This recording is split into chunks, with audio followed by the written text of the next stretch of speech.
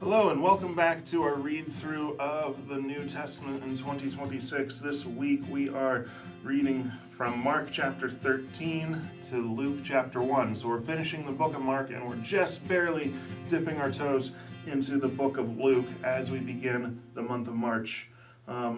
Where we left off in the book of Mark, Jesus is now in Jerusalem. He spent a few days in the temple with debates between the Pharisees and the religious leaders and the scribes. And now in chapter 13, he actually, as he's leaving the temple, the disciples remark about how grand the temple structures are with these large stones. And I've seen some of these stones in Jerusalem. They are quite large. Some of them are 15 feet high, 30 feet wide. They probably go about 15 feet deep. It's an engineering marvel how they lifted these things. And Jesus says, you see these stones? I tell you, not one of them will be left sitting on top of another. And so the disciples ask, well, when is this going to happen? And Jesus is sitting on the Mount of Olives and he starts talking to his disciples and he starts warning them about this coming destruction.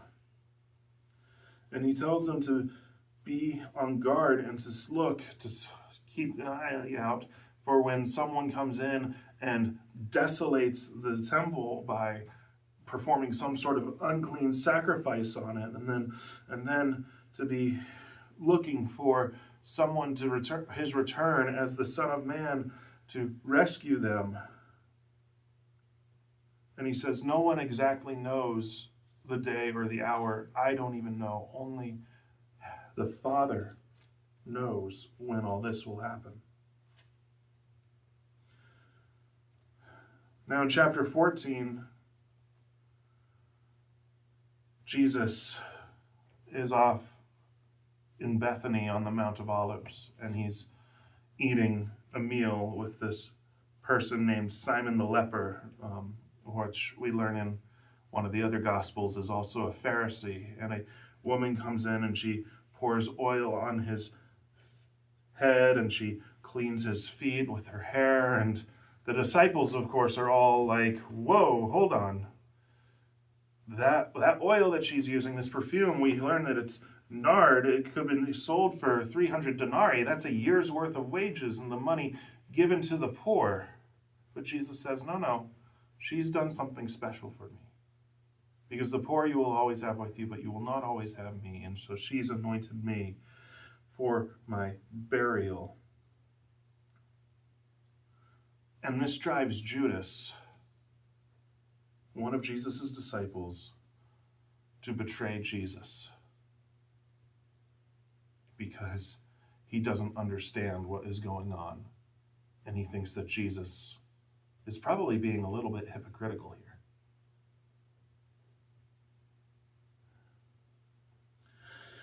Now then, Jesus eats the Passover with the disciples, and it's here that he institutes the Lord's Supper, the body, his body in the bread, and his blood in the wine, and he foretells Peter's denial of him that will happen that very night. And after the supper, they go to the Garden of Gethsemane, and Jesus prays there, and he actually prays that God will remove this cup of suffering from him that he's about to endure. And then Judas shows up with the temple guard to arrest Jesus. And one of the disciples, and we know that it's Peter from the other Gospels, one of the disciples takes out a sword and actually cuts off the ear of one of the servants of the high priest. And Jesus tells him to put the sword away, and he leaves with them willingly while all the disciples flee. And Mark actually includes this interesting detail that there was a young man who was following the disciples that night, and he had to run away in nothing but a linen garment because his cloak was seized by one of the soldiers. And then he actually ran away naked. Now, this is probably Mark's way of saying, I was there, I actually saw this. This young man was most likely Mark. And so Jesus is put on trial, and as the trial before the priest is going, Peter is recognized, but he denies being Jesus' disciple 3 times. And when he realizes that he did deny Jesus 3 times, he runs away weeping, and Jesus is delivered to Pilate, the Roman governor put in charge of Judah, and Pilate tries to free Jesus by giving the people an offer. They can either release Jesus, who Pilate thinks has done nothing wrong, at least not according to Roman law, or he can release to them Barabbas, a murderer and an insurrectionist who rose up against Rome, someone Pilate definitely wants to be killed. And the crowd asks for Barabbas. And so Jesus is delivered to be crucified, and he is crucified. And as he is hanging on the cross, the people mock him. The thieves who are crucified next to him on either side, they hurl insults at him.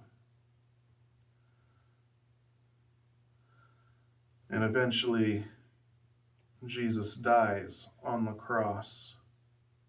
And it says the curtain of the temple was torn in two from top to bottom. And the centurion, the commander of the Roman garrison, the 100 or so men who were there, sees this and he says, surely this man was the Son of God. Now Jesus is buried by Joseph of Arimathea, who is a member of the Council of the Sanhedrin, the religious leaders in Jerusalem. Pilate is surprised to hear that Jesus has already died, because usually crucifixion takes a little bit longer, but Jesus gave up his life. Now in Mark chapter 16, it says that, after the Sabbath was passed, so Jesus is buried on a Friday, he's in the grave all of a Saturday, and so they're coming back, and it's Sunday morning, and it's Mary Magdalene, Mary the mother of James, a couple of women, they're coming to the tomb to finish preparing his body for burial. And when they get there, they see that the stone in front of the tomb has been rolled back, and when they enter, there is an angel sitting there who tells them not to be afraid, that Jesus has risen. And they're supposed to go and tell his disciples that he will meet them in Galilee. And then as it continues, it says that Jesus then appears himself to Mary Magdalene and then to a couple of disciples as they are walking through the country. And eventually Jesus goes and appears to the rest of the 11 disciples and gives them the Great Commission, telling them to go and preach the gospel to all of creation. And then after that, it says that he arose from before them into heaven and sat down at the right hand of the throne of God. Now, this Saturday, we'll be starting into the Gospel of Luke. So we're reading the Gospel now, the third account of the Gospel, and a lot of it will sound very similar because Matthew and Mark very similar. Luke is very similar as well. But in the beginning of Luke, in Luke chapter 1, we see that Luke is approaching this differently. Matthew was a disciple of Jesus, and so his account comes largely firsthand. Mark was a student of Peter, and he was there in Jerusalem for the ending of the book of Mark, so his account is mostly first and second hand. Luke, we see right at the beginning, he is writing to a man named Theophilus, and he is saying that he has gathered this testimony from eyewitnesses. So he's acting as a historian, interviewing the people to see what was happened and then put it in his account.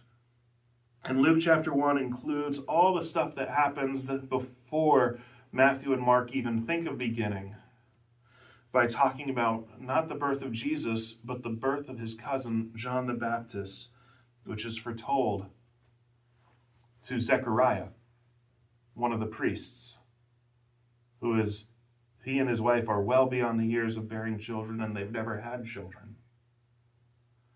And the angel Gabriel appears to Zechariah as he is performing his service in the temple, telling him that he would have a son. The first prophetic word from God in almost 400 years. And then, even as the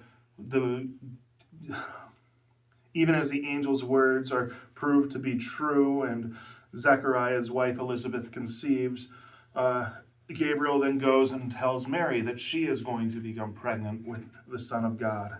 And Mary, who says, well, I'm a virgin, how is this going to work? And Gabriel explains it to her, and she accepts this as being the servant of the Lord. And to show that what Gabriel told her was true, Gabriel tells her to go and visit Elizabeth, who is conceived in her old age, and so Mary does. And then we do get to see that John the Baptist is born, and Zechariah, who has been mute for 9 months, is finally able to speak and gives this prophecy about not just his son, but the one whom his son will point to, the Messiah, Jesus. And we'll pick up with the birth of Jesus next week.